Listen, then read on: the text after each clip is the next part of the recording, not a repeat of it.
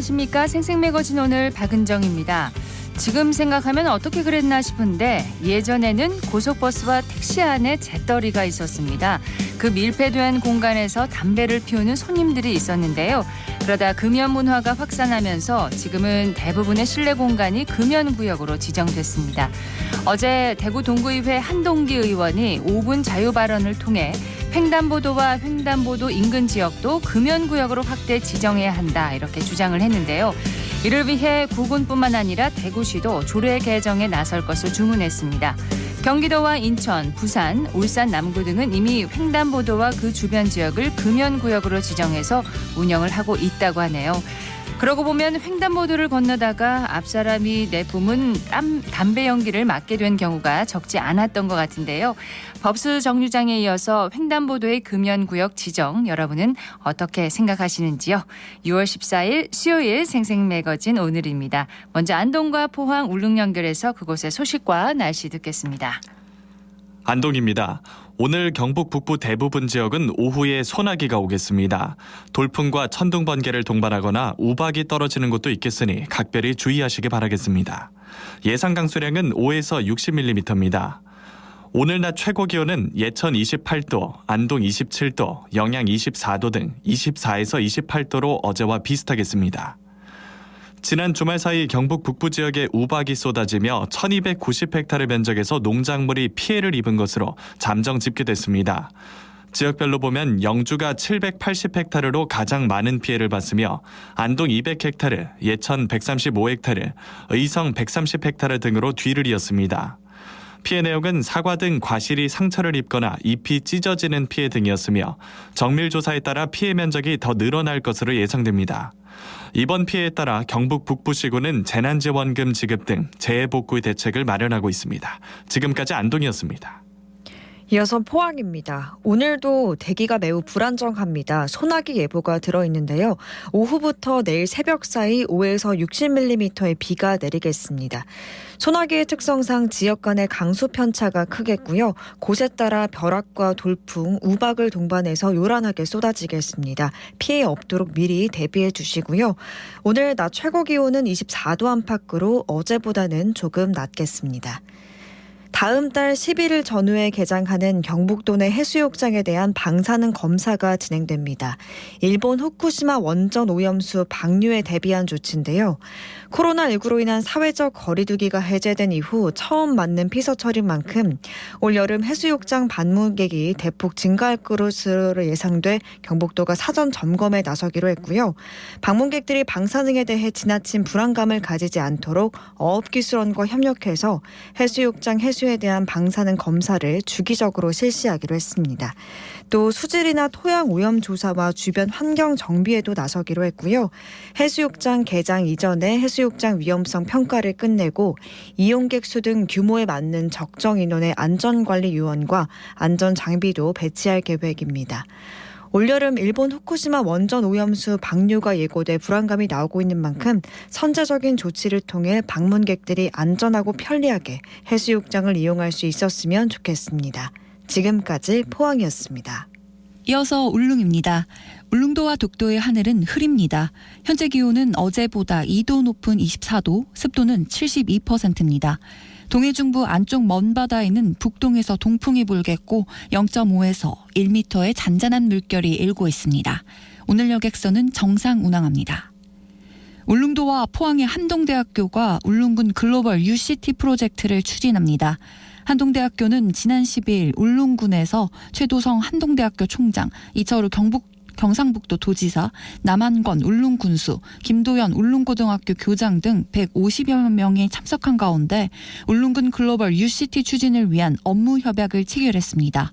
주요 협약 내용은 지역사회와 산업에 필요한 지역 특화형 인재 양성과 맞춤형 교육 프로그램 운영 등 양질의 지역산업 인재 양성을 위한 교육 기반 구축인데요. 한동대학교는 이번 협약을 통해 한동대의 내외국인 학생들이 수업을 듣는 동시에 울릉도의 지역 문제를 함께 해결할 수 있도록 지역 혁신 집중 학기를 시행할 계획입니다. 아울러 더 많은 외국인들이 울릉도를 방문할 수 있도록 글로벌 네트워크를 만들어 울릉도의 아름다움을 전 세계에 알리는 역할을 수행할 것이라고 말했습니다. 지금까지 울릉이었습니다.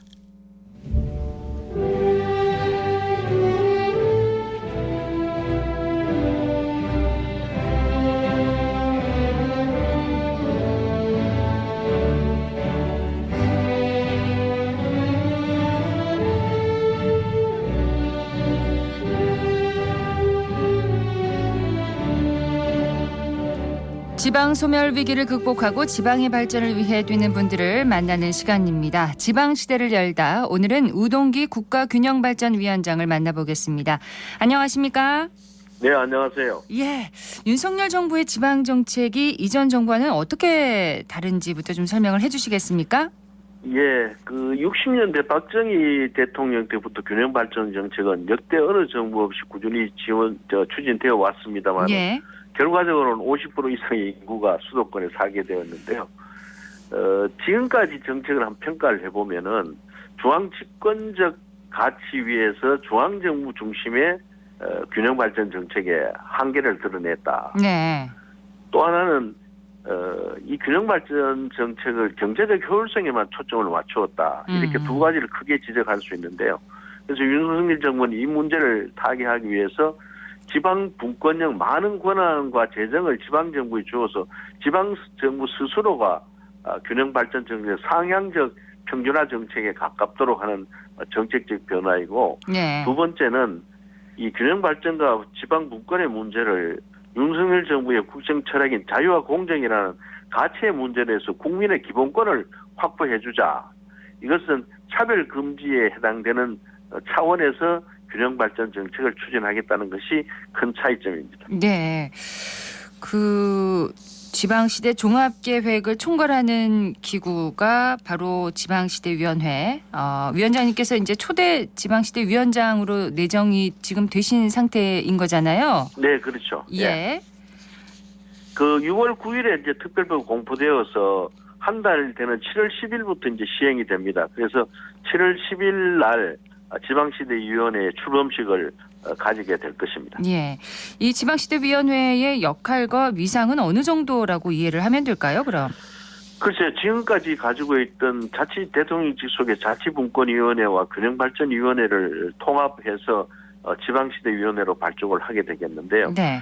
역대 정부에서는 균형발전 정책과 지방정책을 부처 중심으로 접근을 해왔습니다.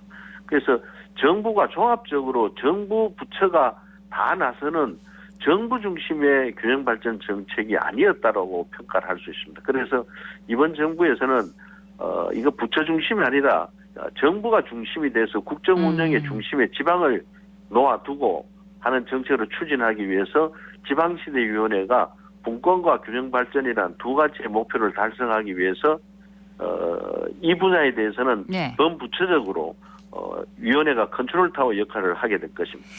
그러면은 독립부처가 아니어서 오히려 지방정책을 이끄는데 한계가 있을 수도 있다. 이런 우려의 목소리도 나오고 있거든요. 예, 우려의 목소리도 있는 건 사실이죠. 그러나 이 균형발전의 문제와 분권의 문제, 이 문제는 네. 정부 부처가 다 해당이 돼요. 특히 외교, 국방 제외하고는 모든 부처가 해당이 되어서 모든 부처를 아우르는 행정 부처를 만들 수가 없습니다. 너무나 비대해서. 네. 그래서 자문위원회지만은 지방시대위원회는 시민 의결권을 가지고 정부의 부처별 정책을 조정하고 총괄할 수 있는 그런 기능을 가진 위원회죠.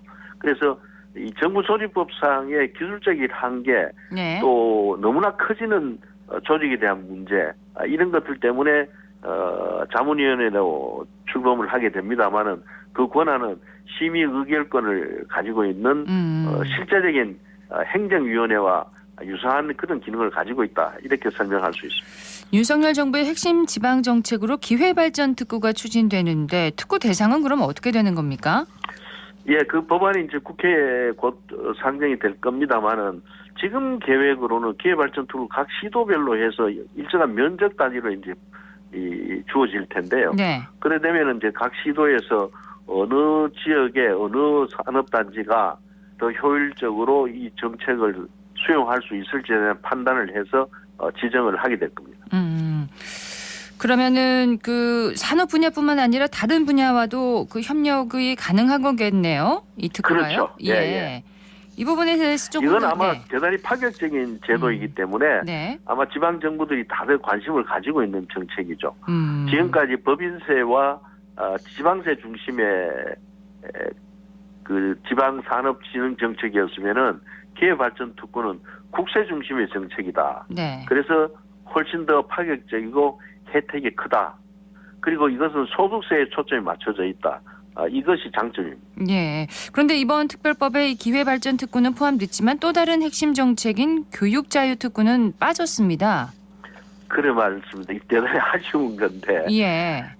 이 부분이 행정안전위원회에서 여야 간에 합의가 되었는데 법사위에서 야당의 반대로 이게 추진이 되지 않아서 좀 더 준비를 해서 윤석열 정부의 그 지방정책 중에 새로운 산업 생태계를 조성하는 기회발전특구와 또 하나의 이제 교육 문제를 통해서 균형 발전을 이루고 지방에도 기회의 공정성이 확보되는 지방 정책인데 네. 이 부분이 아쉽습니다. 그래서 이 부분을 철저히 더 빠른 시간에 준비를 해서 새롭게 또 법안을 제정할 수 있도록 준비를 할 것입니다.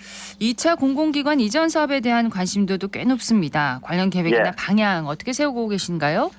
예, 이 부분은 꾸준히 우리 위원회를 중심으로 국토부와 함께 계획을 수립하고 있고요. 예. 또 그런 일환으로 우리가 세종시로 균형발전위원회에 이미 지난 4월에 이전을 했습니다.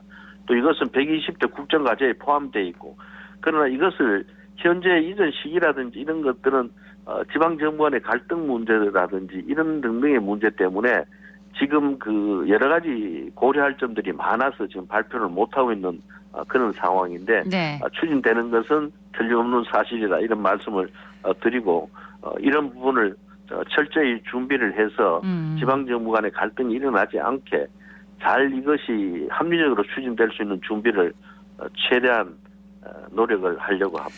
방금 말씀하신 것처럼 이제 혁신도시나 공공기관 유치를 희망하는 지자체들이 많습니다. 그렇죠. 과열된 유치 경쟁으로 이제 지역 간 갈등으로 이어질 수가 있는데 어떻게 구체적으로 좀 조정해 나가실 계획을 세우고 계신지요? 그걸 제가 이 자리에서 말씀을 드릴 수가 없고요. 네. 이제 차츰 지방정부하고 각자 좀 이렇게 정부별로 협의도 해 나가면서 그런 갈등을 줄이는 정책으로 추진해야 되겠죠. 예. 예. 윤석열 정부의 지방 정책은 지자체 역량에 따라서 성과가 달라질 것 같은데 대구시와 그렇습니다. 경상북도가 특별히 뭐 집중해야 하는 부분은 뭐라고 생각하십니까? 어느 시도도 마찬가지입니다만은 대구 경북만의 문제가 아니라 지금까지 중앙부처 중심의 이제 공모 방식에 의한 지역개발 사업이 이루어지다 보니까 네. 지역에 특화된 산업 정책이 지금 존재하지 않습니다. 그래서 이것은 지방 정부 스스로의 혁신 역량들을 키워서 지방 스스로가 이제는 가야 될 길을 정하는 그런 역량 개발이 대단히 필요할 것 같고요. 네. 이것이 어느 자치단체가 하니까 우리도 해야 되겠다든지 이러한 그 시대적 교류에 좀 편승하는 정책은 이제는 삼가해야 될 때가 아닌가 그렇게 생각합니다. 네. 역량 개발에 좀 집중해야 된다고 말씀을 하셨는데 또 우동기 위원장께서는 또 지역에 관심이 많으시지 않습니까? 그래서 대구시와 경상북도가 특별히 좀 더 육성했으면 하는 어떤 그 분야가 있다면 어떤 의견을 갖고 계시는지 좀 구체적으로 설명을 해 주시겠습니까? 예, 이 대구 경북은 원래 한 뿌리고 광역 행정체제로 나아가야 되는데 요즘 조금 우려되는 것이 대구 경북이 점점 광역보다가는 네. 단일 정부 중심의 정책들이 시행되는 거 아닌가 하는 그런 우려도 좀 가지는데요. 여러 부분에서 협력 관계를 구축하면서 하나의 경제권이 좀 더 규모가 큰 경제권을 형성할 때 지역 경쟁력은 강화된다고 그렇게 생각하고 그런 방향으로 정책들이 추진되었으면 어떨까 합니다. 예. 또 교육 분야에 특별히 관심이 많지 않으십니까? 그래서 네. 지역의 양질의 노동력 확보를 위해서는 뭐가 필요하다고 보시는지 좀 제안을 해 주시죠. 예, 이제는 지역의 인재 유출 또 하나는 저출산 문제가 원인이 되는 공교육의 경쟁력 강화, 예. 사교육비를 줄이고 또 하나는 이제 보육과 돌봄을 정부가 책임을 좀 져주고 또 지역에 있는 대학들도 지역의 인재들을 과감하게 좀 입학을 시켜서 그들이 지역을 떠나지 않도록 하는 그런 또 산업 생태계와 함께 교육청, 대학, 일반 시 네. 이러한 협력 관계가 구축이 절실히 필요된다고 생각합니다. 예. 현 정부의 국가균형발전 수장으로서 바람과 목표가 있다면 뭐가 있을까요? 하루빨리 이제 국정 운영의 중심축을 중앙정부에서 수도권에서 지방으로 옮기는 이 패러다임의 전환이 대단히 필요하다고 생각해서 네. 이 부분에 좀 더 집중할 예정입니다. 예. 오늘 말씀 고맙습니다. 네, 수고하셨습니다. 네, 지역균형발전특별법 시행과 지방시대의 속도를 내는 것에 대해서 우동기 국가균형발전위원장 연결해서 말씀 들어봤습니다.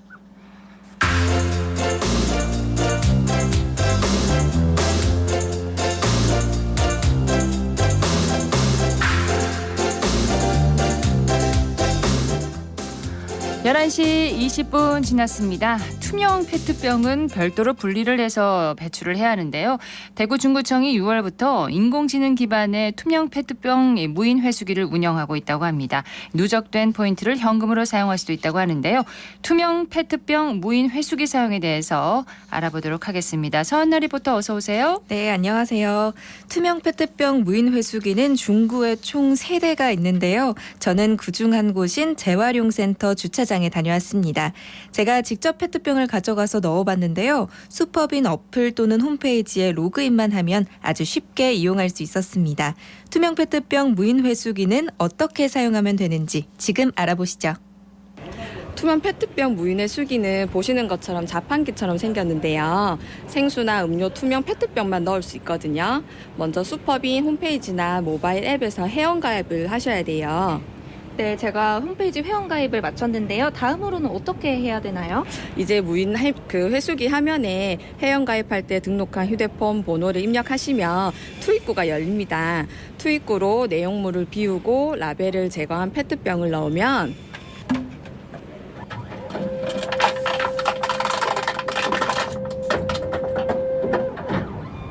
이렇게 자동으로 찌그러뜨려지고 정립이 되는 시스템입니다. 인공지능 기반의 무인 회수기잖아요. 시간이 날 때 언제든 그럼 이용을 할 수가 있는 거네요. 네, 맞습니다. 재활용센터에 있는 무인 회수기는 연중 무휴로 운영되고 있어서 시민들이 편리하게 이용하실 수 있는데요. 투명 페트병이 아니거나 라벨을 완전히 제거하지 않았거나 내용물을 비우지 않으면 수거가 되지 않습니다. 참 똑똑하더라고요. 그렇군요. 네, 6월에 운영을 시작했는데 벌써 포인트를 쌓아가고 있는 주민들이 있었는데요. 주민들의 이야기 들어보겠습니다. 페트병 무인 회수기가 설치됐다는 걸 보고 되게 어떤 건가 궁금했었거든요. 근데 지나가다가 있길래 어떤 건가 싶어서 와봤습니다. 이용 방법도 어렵지 않고 페트병을 쉽게 버릴 수 있어서 좋았고요. 무엇보다도 포인트를 쌓을 수 있어서 그냥 버리는 것보다 관심을 끄는 것 같아요. 주변 사람들에게 알려서 많이 이용할 수 있도록 했으면 좋겠습니다. 동인동에 살고 있는 박혜숙이라고 합니다. 집에 그 페트병이 많이 생기긴 하는데 날씨가 더워지면서 더 많이 쌓여가지고 이제 여기 회수기가 집 주변에 이제 생긴다는 얘기를 듣고 좀 반가웠고 작지만 조금씩 쌓이는 재미가 있어서 이제 앞으로도 환경보호 차원에서도 그렇고 계속 이제 적립을 할 예정입니다. 지금 현재 260포인트 적립됐습니다. 앞으로도 2,000점 이상 되면 현금으로 이제 주신다 하시니까 계속 앞으로 2,000점까지 계속 할 예정입니다. 이용을 해보니까 라벨지가 조금이라도 붙어 있으면 적립이 안 돼요. 나중에 이제 이거 이용하실 분들은 라벨지를 100% 확실하게 떼서 적립을 이용하시면 좋겠습니다. 2,000점이 되면 현금으로 이제 사용이 가능하군요. 네. 예, 환경에 도움도 되고 또 포인트를 쌓는 이 재미가 참 쏠쏠하잖아요. 일석이조네요. 네, 맞습니다. 투명 페트병 한 개당 10포인트가 적립되고요. 2,000포인트가 되면 현금으로 전환할 수 있는데요. 회원 가입을 했던 홈페이지나 앱에서 포인트 적립 내역을 확인하고 현금 전환 신청을 할 수 있습니다. 투명 페트병 무인 회수기 운영에 대해서 더 자세한 이야기 전해드립니다. 중구청 환경자원과 자원순환팀장 이철입니다. 투명 페트병의 해수율을 높이고 주민들에게 금전적인 보상을 지원함으로써 분리 배출에 대한 주민 관심을 유도하고자 설치하게 되었습니다. 이에 21년 12월 25일부터 투명 페트병 별도 배출 의무화 제도가 시행됐습니다. 투명 페트병은 플라스틱 중에서도 부가가치가 높은 자원입니다. 가공해서 재활용 용기를 만들 수도 있고 실의 원료를 만들 수가 있습니다. 의류를 만들 들었을 경우에 이제 일반 의류와 비교했을 때 기능성이나 품질 면에서 차이가 없을 뿐만 아니라 자원순환과 환경보호에도 도움이 된다고 생각됩니다. 현재 무인 해수기는 중구 재활용센터, 서문시장 사지구, 중구 보건소에 각 한 대씩 설치가 되어 있으며 서문시장의 경우 휴무일인 첫째, 셋째, 일요일을 제외한 오전 9시부터 오후 6시까지고 중구 재활용센터 보건소는 연중무휴로 운영되고 있습니다. 많은 관심을 가져주셨으면 좋겠고요. 그 다음에 올바른 분리배출 문화 정착에 기여할 수 있기를 바랍니다. 투명 페트병은 가치가 높은 재활용 제품이라고 합니다. 분리배출이 의무화된 만큼 올바른 방법으로 버려주시고요. 투명 페트병 회수율도 높이고 포인트도 받아갈 수 있는 무인 회수기도 많은 이용 바랍니다. 네, 지금 중구청에서 시행 중인데 다른 지역으로도 많이 확대가 돼야 되겠습니다. 예, 서은나 리포터 소식 잘 들었습니다. 네, 고맙습니다. 윤상과 노영심이 함께 부른 노래 듣겠습니다. 이별 없던 세상.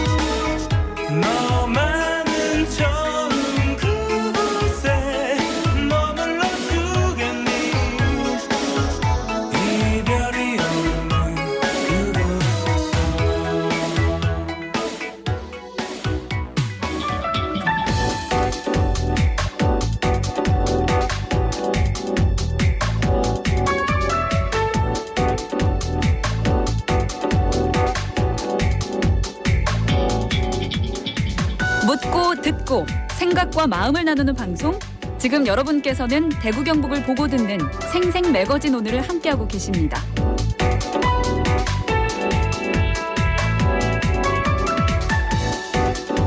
수요일 생생매거진 오늘 함께하고 계신 지금 시각 11시 30분 지났습니다.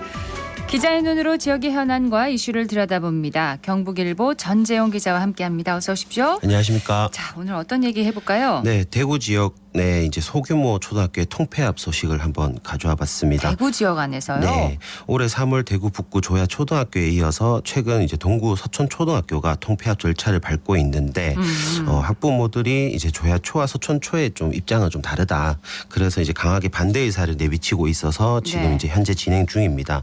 그래서 통폐합 절차가 추진 중인 서촌 초 사례를 좀 바탕으로 해서 소규모 학교의 소멸 문제를 한번 들여다보고 대안이 없는지 한번 고민해보는 차원에서 소식을 준비해봤습니다. 네, 동구에 있는 서촌 초등학교 통폐합 추진 과정을 좀 들어봐야겠네요. 네, 우선 서촌 초 통폐합 소식은 올해 봄에 이제 학부모들에게 전해졌는데요. 지난 4월 10일 대구 동부교육지청이 서촌초 학부모 운영위원회를 방문해서 통폐합을 이제 추진해야 될 것이라고 이제 설명을 했습니다. 네. 그래서 이제 학부모들은 갑작스러운 소식인 만큼 긴급하게 또 대책 회의를 했거든요.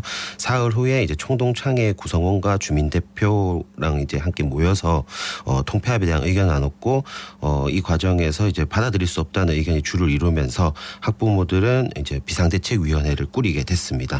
그리고 이제 그 지역구 구의원을 비롯해서 이제 대구시 교육감까지 강은희 교육감까지 간담회도 요청을 했는데 네. 우선 받아들여지지 않은 상태고요.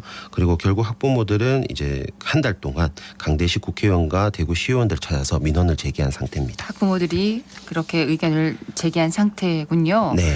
통폐합에 대한 교육청의 설명회나 입장 전달은 그러면 사전에 없었나요? 네, 우선은 앞서 말씀드린 그 4월 10일에 그 전달한 게 첫 번째 소식이 전해진 첫 소식이 전해진 때고요. 네. 이후에 이제 설명회가 공식적으로 비공식적으로 이루어졌다고 해요. 그런데 이제 시교육청에서 이제 공식적인 설명회 자료를 한번 살펴보니까 시교육청 입장은 우선 교육부의 적정 규모 학교 육성 및 분교장 개편 공고 기준과 지난해 시교육청 교육력 제고 프로젝트 추진 기준에 따라서 통폐합을 추진 중이라고 설명을 했습니다.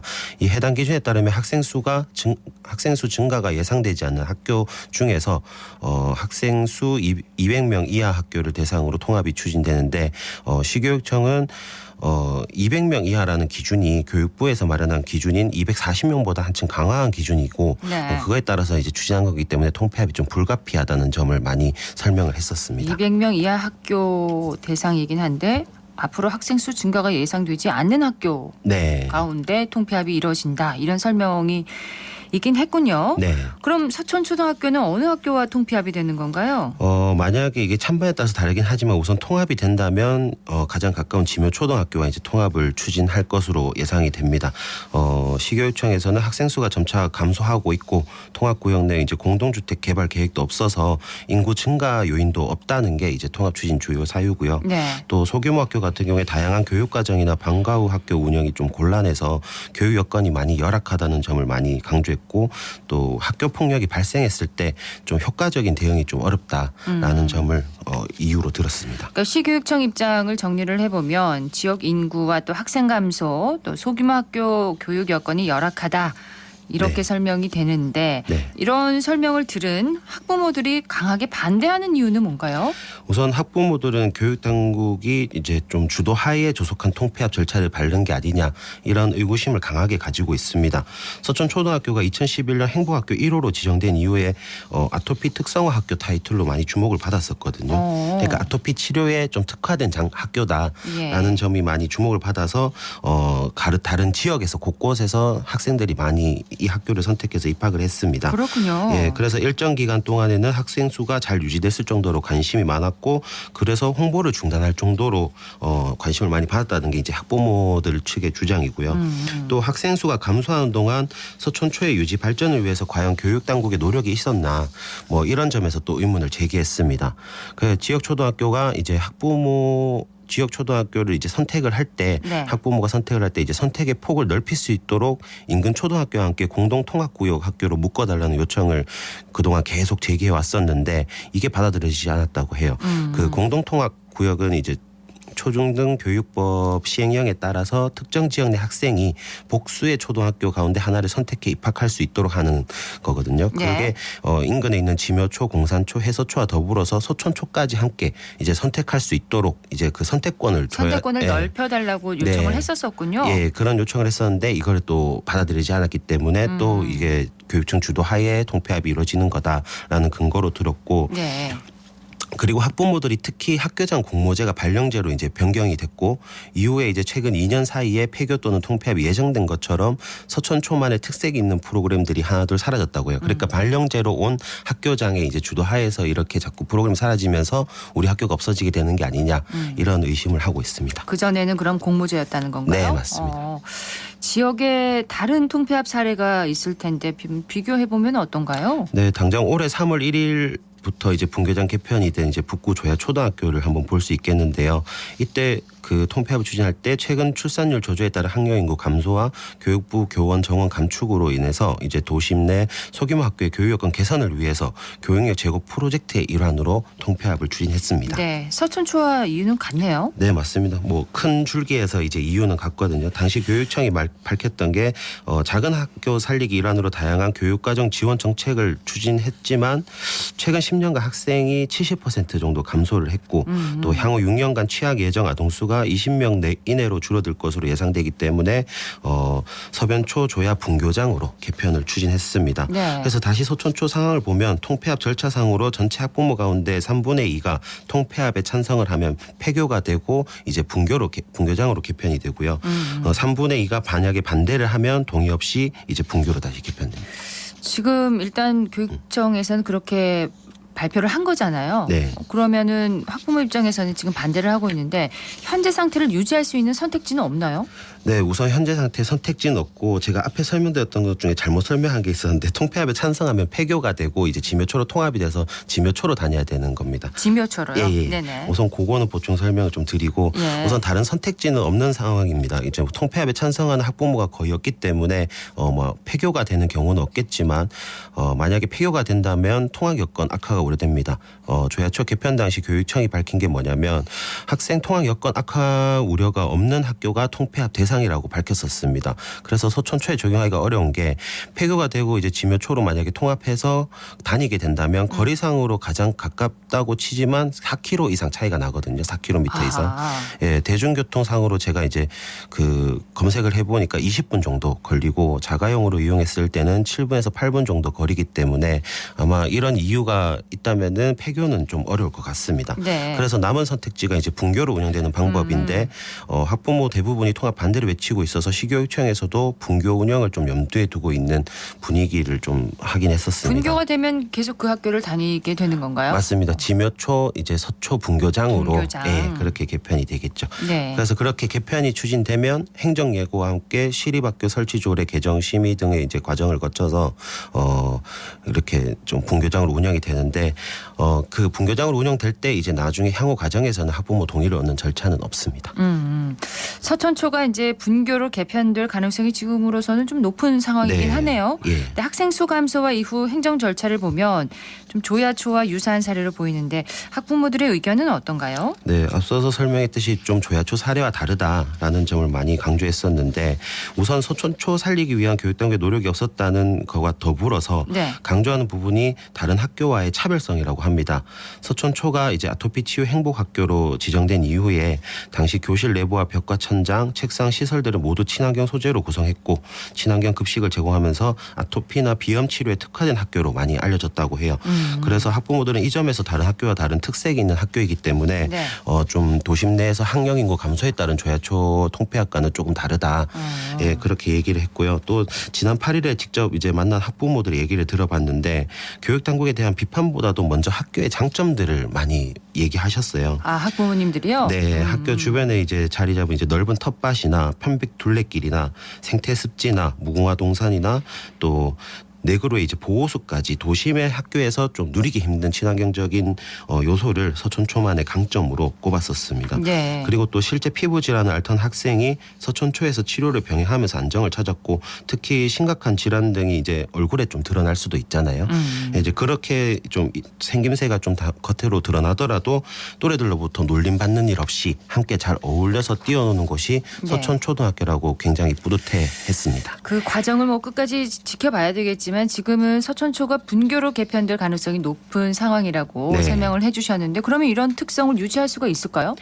우선 지금 당장 통폐합이 추진되고 분교장으로 개편되면 환경에서 다니는 것까지는 가능할 것 같아요. 그런데 네. 학령 인구 감소나 이제 서촌초가 좀 더 활성화가 되지 않을 경우에는 어쩔 수 없이 이곳이 다른 공공시설로 이용될 가능성이 좀 높거든요. 그렇군요. 네, 그런 점이 좀 학부모님들은 그런 부분을 좀 우려하고 있지 않을까 싶은데요. 네. 자, 시교육청과 통폐합을 반대하는 학부모들의 대립이 좀 이어질 것 같은데 남은 절차는 뭐가 남아있나요? 우선 시교육청 이달 중으로 학부모들로부터 찬반 의견을 받아서 정해진 절차를 밟겠다는 입장입니다. 그래서 정해진 기준이 있어서 찬반 투표가 이루어지면 반대 의견이 많아서 분교가 될 가능성이 높고요.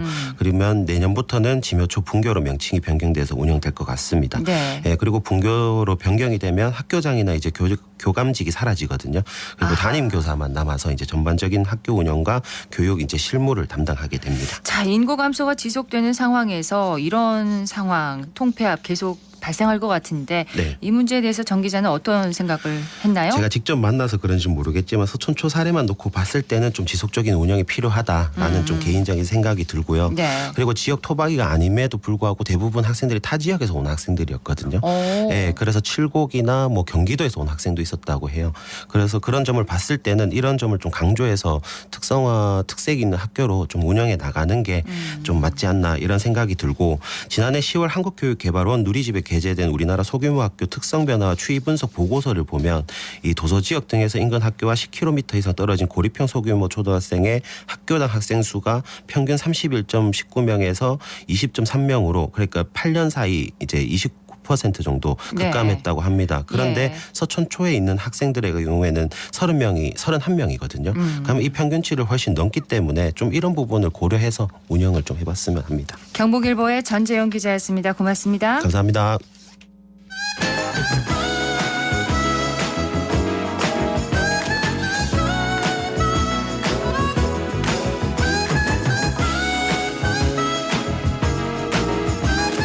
(11시 42분) 지났습니다. 사회적 가치와 공익을 실현하고 환경을 지키면서 마을 주민의 삶의 질을 높여 더 나은 함께 사는 세상을 그려보는 시간입니다. 함사세요. 오늘은 대구시민공익활동지원센터의 공정옥 센터장과 함께합니다. 어서 오십시오. 네, 안녕하세요. 오늘 어떤 얘기를 해주실까요? 네, 오늘 소개해드릴 팀은요. 전성매진이란 이름의 활동팀인데요. 원래 씨앗으로 선정이 돼서 이제 막 활발하게 활동을 시작하고 계신데 네. 전성매진이라고 하니까 뭔가 공연이 좀 연상되지 않으세요? 활동팀 이름인가요? 네, 그렇습니다. 아, 멋진 이름입니다. 그렇죠. 네. 보통 극장이나 영화 같은 데서 할 때 뭐 표가 다 나갔을 때 전성매진 이렇게 표현을 그러니까요. 하잖아요. 그래서 이미 이제 그렇게 선포를 하신 거네요. 네, 맞습니다. 이 팀에 문화적으로 공유 활동을 접근하는 팀인데요.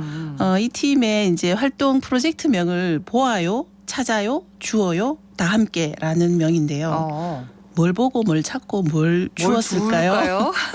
아마 힌트를 얻으셨을까 하는데 바로 쓰레기입니다. 아, 그렇군요. 네, 버려지는 쓰레기를 찾고 주워서 그 소리를 낼 수 있는 악기를 만들겠다는 게 이 팀들의 이제 공유 활동의 계획인데요.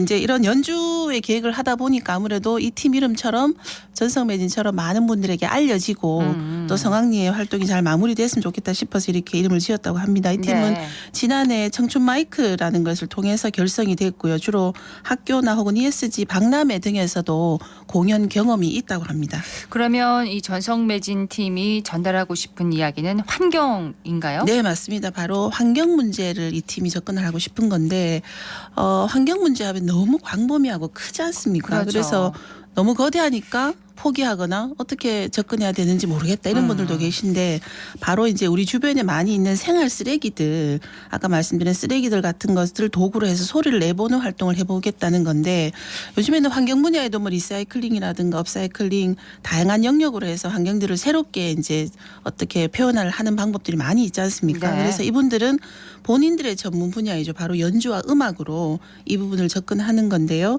주운 쓰레기들이 악기가 되기도 하고 그게 이제 신기한 경험이 되는데 이것이 음악으로까지 완성이 된다면 환경이라는 것이 막연히 어렵게만 생각이 들지 않고 훨씬 우리 주변에 가깝게 와닿지 않을까 이렇게 생각을 합니다. 정말 이색적이고 흥미로운 창의적인 접근입니다. 네, 환경에. 맞습니다. 어떤 재료가 악기가 되고 소리가 날지 참 궁금한데 재탄생되는 음악들이 참 궁금한데요. 네, 뭐 최근에 안 그래도 작업을 막 마치셨다 하더라고요. 그래서 저희 공익활동 지원센터 이제 유튜브에 업로드가 됐는데요. 1분 30초 정도의 아주 보기 좋은 길이의 짧은 캠페인 영상입니다. 네. 도입부가 굉장히 인상 깊었는데 빗자루를 바닥에 쓱 쓰는 소리라든가 그리고 신문지를 두두두 구기는 소리라든가 누가 들어도 알겠네요. 네, 그렇죠. 딱 들어봐도 저게 음악이 될 수 있구나. 흔히 우리 주변에 많이 들었지만 저걸 음악과 연결하는 부분은 미처 생각을 못했는데 음악으로 될 수 있게 참 묘하다는 생각이 드는데 제가 이제 이 영상을 보고 나서 생각드는 게 생각해 보면 바람에 날리는 비닐 소리라든가 그리고 캔이 떼구르르 구르는 소리라든가 이런 것들도 충분히 악기의 소재로 될 수 있겠다.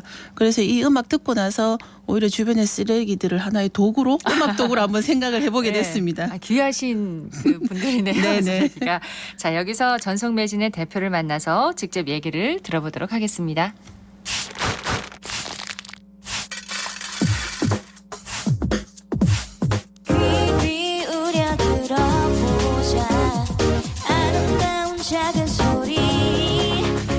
네, 안녕하세요. 저는 전성매진 대표자 박나진입니다. 저희가 이름을 이제 많이 고민을 하다가 공연도 많이 하고 싶고 그리고 이제 공연하면 사람들이 많이 보러 오셔야 되니까 그 자리를 좀 다 없애보자라는 의미에서 전성매진으로 짓게 됐어요. 일단 저희가 달성 습지에 가서 이제 우리 주위에 얼마나 쓰레기들이 많이 버려지는지를 좀 조사를 하고 이제 그 쓰레기들로 이제 저희가 좀 비트를 만들어서 직접 작사하고 작곡해서 캠페인송을 만들고 또 캠페인 영상을 제작을 해서 공익활동지원센터 너튜브에 올라갈 예정입니다. 거의 다 작업은 이제 끝났고 원래는 11월까지 이제 마감이었는데 저희가 좀 앞당겼어요. 그래서 열심히 좀 하고 싶기도 하고 해서 불타는 마음에 빨리 만들었습니다.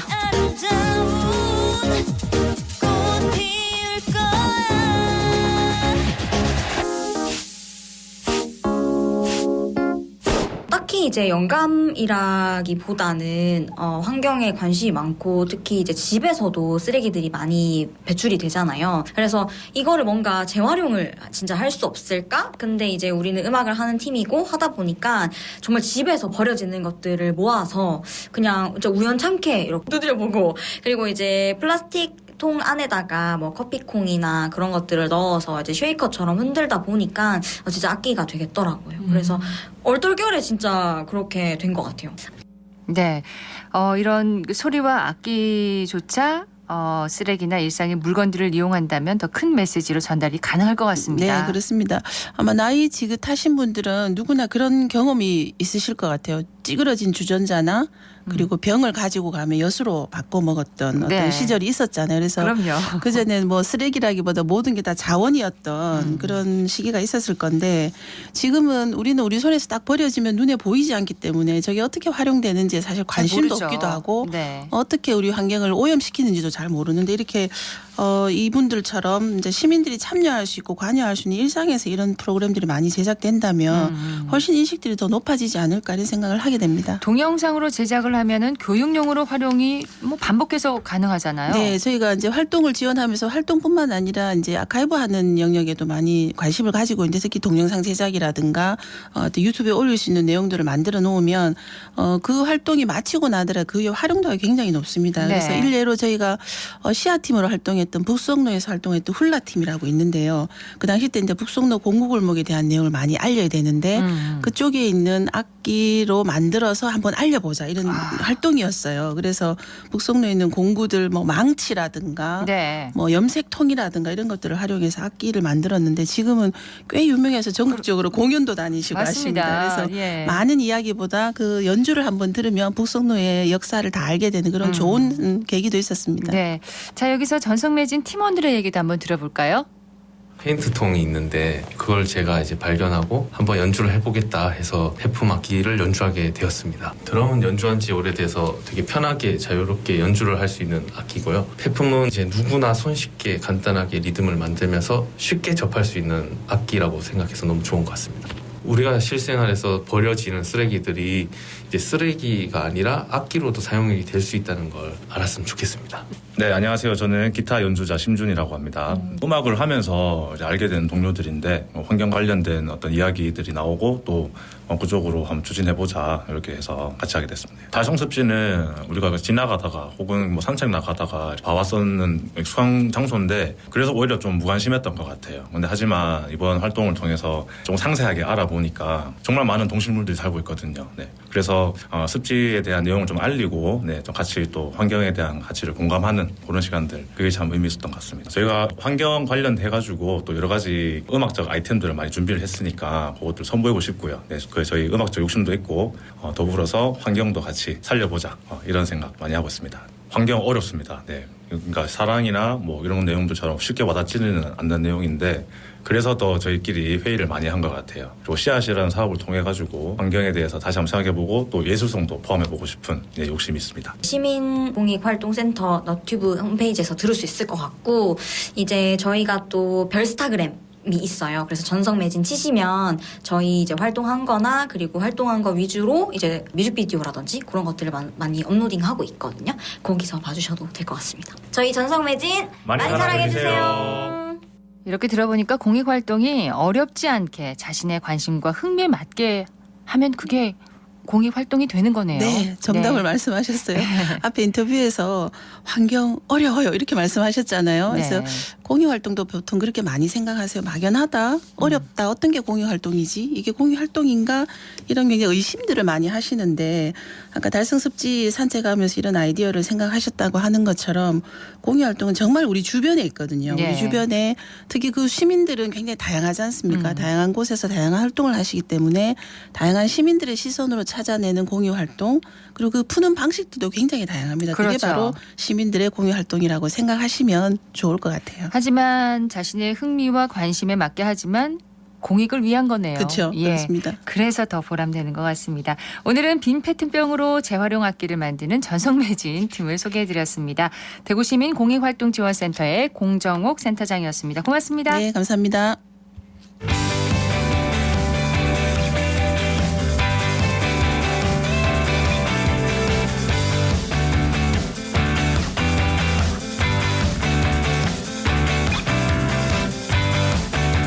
클릭 정보 클립.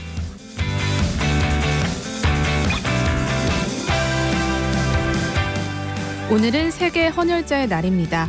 헌혈의 중요성을 전하고 헌혈자에게 감사하기 위해 국제적십자사연맹, 세계보건기구, 국제수혈학회 등이 지정한 날로 ABO식 혈액형을 발견한 카를 란트슈타이너 박사가 태어난 날이기도 합니다. 전혈 헌혈의 경우 헌혈 시간은 10분 내외인데요. 세계 헌혈자의 날을 맞아 헌혈을 통해 생명 나눔을 실천해보는 건 어떨까요?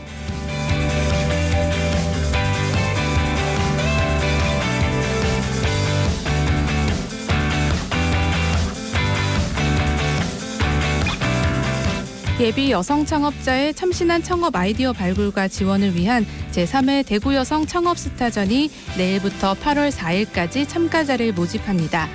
이번 공모전은 서류 심사와 발표 심사를 거쳐 수상팀을 선정하며 대구 지역에 거주하는 여성 중 예비 창업자 또는 창업 후 1년 이내 조기 창업자라면 누구나 신청할 수 있습니다. 보다 자세한 내용은 달구벌 여성인력개발센터로 문의하시기 바랍니다.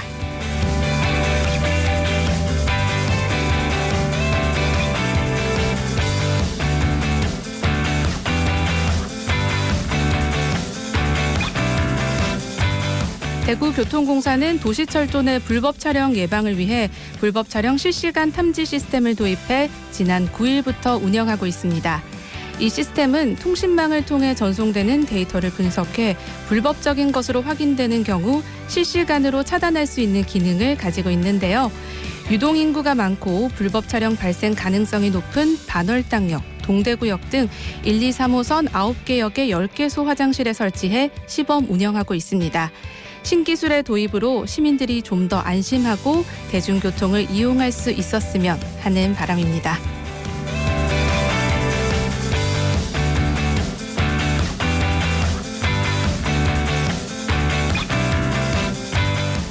대구 콘서트하우스 그랜드홀에서 오는 6월 27일 다니엘 오텐자머의 클라리넷 트리오 엔솔로지 공연이 열립니다. 빈 필하모닉의 클라리넷 수석 단원인 다니엘 오텐자머를 주축으로 베를린 필하모닉의 첼리스트 슈테판 콘츠, 그리고 빈 음악공연예술대학교 교수인 피아니스트 크리스토프 트락슬러가 무대에 오르는데요. 베토벤의 클라리넷 트리오 작품과 작곡가 윤희상의 곡 등 다채로운 레퍼토리를 관객들에게 들려줄 예정입니다. 클래식 음악과 함께 상반기를 마무리해보는 것도 좋겠네요.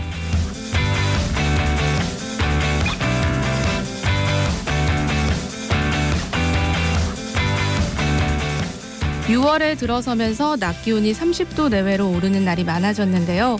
흔히 더위 먹었다라고 말하는 일사병과 열사병은 높은 온도에 장시간 노출될 때 발생하는 온열 질환입니다. 땀이 많이 나고 어지러움, 두통, 구역감이 나타난다면 일사병으로 볼 수 있고, 열사병의 경우 경련과 의식 저하 등의 증상을 보이며 땀이 나지 않아 건조하고 중추신경에 이상이 생기는데요. 더위를 먹었을 때는 찬물이 아닌 미온수로 샤워를 하고 직접적으로 에어컨이나 선풍기를 쐬지 않도록 하는 게 좋고요. 수분 섭취와 더불어 염분을 보충하고 몸에 꽉 끼는 옷은 단추나 벨트를 풀어서 혈액순환이 될 수 있게 해야 한다는 점 꼭 기억해 두시면 좋겠습니다. 지금까지 클릭 정보 클립 서유리였습니다.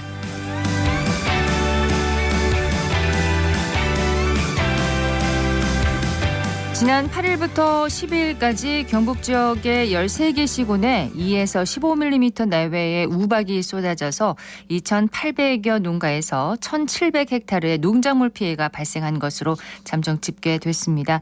사과며 복숭아, 포도 그야말로 쑥대밭이 됐다고 하는데요. 지난 4월 냉해 피해에 이어서 이번에 우박 피해까지 농민들의 시름이 이만저만이 아닙니다. 경북도와 각 지자체들이 대책 마련에 나서고 있는데 농가 피해를 최소화할 수 있는 신속한 복구와 지원이 이루어지길 바랍니다. 생생매거진 오늘 준비한 순서 여기까지입니다. 박은정이었습니다. 고맙습니다.